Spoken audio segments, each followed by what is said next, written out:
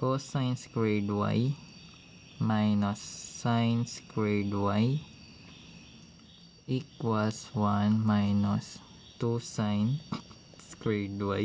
So ito guys, madali lang. Bakit? Kasi yung mga squared to, diba? So basically guys, pwede mo to gawing yung cosine squared as 1 over sine squared y. Wag.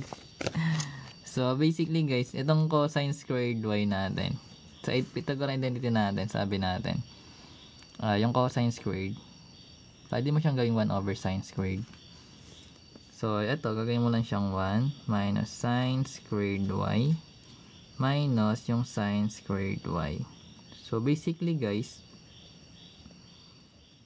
pwede mo i-combine yung terms na parehas. So kung meron kang negative sine squared y minus sine squared y, ito pwede mo i-combine. Same lang siya ng variables, like negative x minus x. Hindi magiging negative 2x.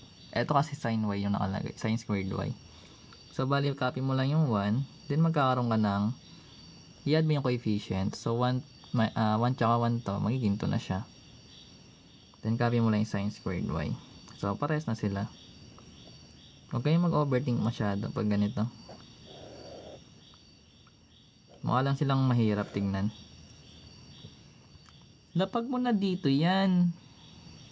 Pwede na yan. Sa IG. Yok. Tayo nag-IG.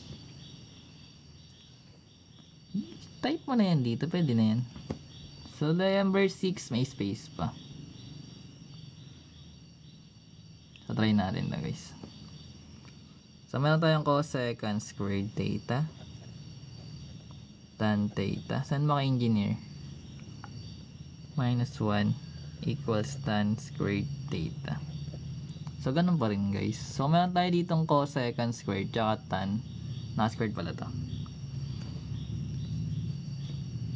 O, pwede mo to gawing ano guys, sa identity. May tan squared dito. Tsaka cosecant. Pwede ka na pumunta. Or kung gusto mo siya, edi sa ano na lang. Pahirapan natin sarili natin. Sine cosine na form. Anong gagamitin natin dito? Product identity. Ayo, magiging secant squared.